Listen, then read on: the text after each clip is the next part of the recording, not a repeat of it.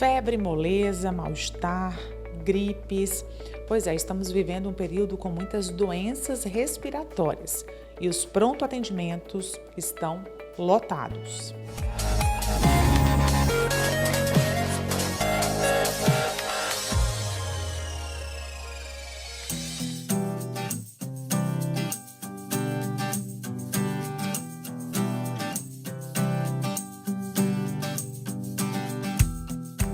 Doutora Silvia Bona, aqui ao meu lado, otorrinolaringologista, e vamos falar sobre essas doenças respiratórias do momento, que não são poucas, né, doutora Silvia?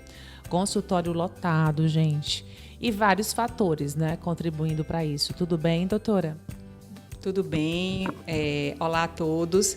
Na verdade, estamos vivendo uma época de chuvas intensas e também de variações de temperatura. Então, esses dois fatores são importantes, bem como o fato de agora nós estarmos livres das máscaras faz com que a gente esteja mais suscetível a se contaminar uns aos outros, né? Através mesmo da proximidade, de pequenas gotículas respiratórias. Então, tudo isso junto, todas essas situações, elas criaram um ambiente propício para esse tipo de infecção, para as viroses respiratórias. Inclusive as crianças que nasceram na época da pandemia, né? Que estão com a imunidade baixa. Exatamente. A gente tem uma população infantil muito grande que nasceu imediatamente antes ou durante a pandemia, que estava muito protegida porque estava em casa, os pais usando máscara, elas mesmas usando máscara. E agora elas estão indo às escolas sem máscara, então, de repente, elas que não estavam sendo expostas a nenhum tipo de vírus, elas foram expostas a múltiplos vírus. Então, isso faz com que elas sejam bastante suscetíveis a esse tipo de doença.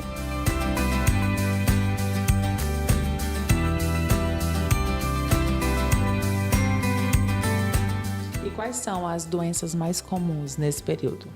São as síndromes gripais de forma geral, então o nariz entupido, escorrendo, com dor de garganta, uma febre baixa.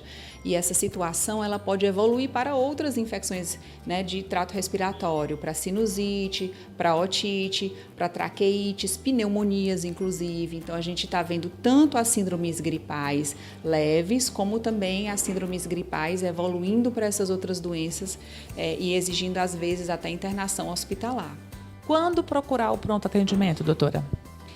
No início, se a criança tiver com uma síndrome gripal, mas está com estado geral bom, está comendo bem, está brincando, está bem-humorada, dormindo bem, você pode manter essa criança em casa sob observação. É importante lembrar que nessa situação ela não deve ser mandada para a escola para não contaminar outras crianças. E em observação em casa, dando bastante líquido, reforçando a alimentação. Agora, se a criança tiver febre depois do 5º dia de doença, se a criança acordar no meio da noite chorosa, ou às vezes a criança é muito pequenininha, não fala de dor de ouvido, mas pega no ouvido, se a criança tiver uma tosse muito carregada, se ela apresentar qualquer sinal de falta de ar, todos esses são sintomas de alarme que devem levar a procurar um pronto atendimento ou um pronto-socorro. E não ignorar, né, os sinais, doutora?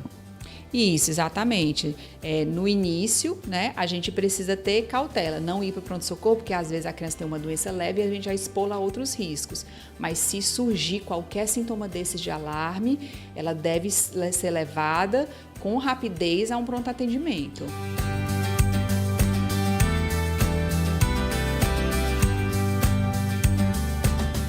E quais as orientações para casa? Lavagem nasal, aquilo que a gente sabe que funciona mesmo, né? Eu tenho 3 em casa, então assim, é muita lavagem nasal, melzinho, isso funciona mesmo? Isso.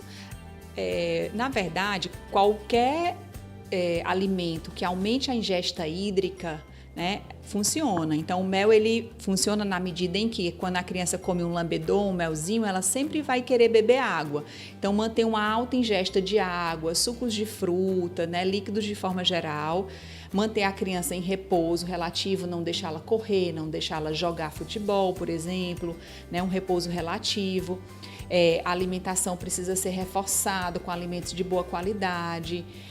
Se tiver outras crianças dentro de casa, procurar fazer um isolamento relativo daquela criança que está doente, né? Se os irmãos puderem dormir em outro quarto para evitar a contaminação cruzada entre irmãos, por exemplo. Então, todas essas são cuidados que você pode ter em casa, né? Evitar ar-condicionado, evitar temperaturas muito frias, e o ar-condicionado ele gera um ar frio e seco, que é ruim para as gripes de forma geral.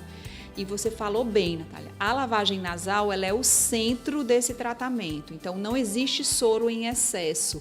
Você deve usar soro várias vezes ao dia, 6, 7 vezes por dia, lavando. Sempre lembrando, a lavagem correta ela é uma lavagem de alto volume, com bastante soro, mas gentil. Não é interessante que se faça pressão na lavagem, e sim que se use bastante soro.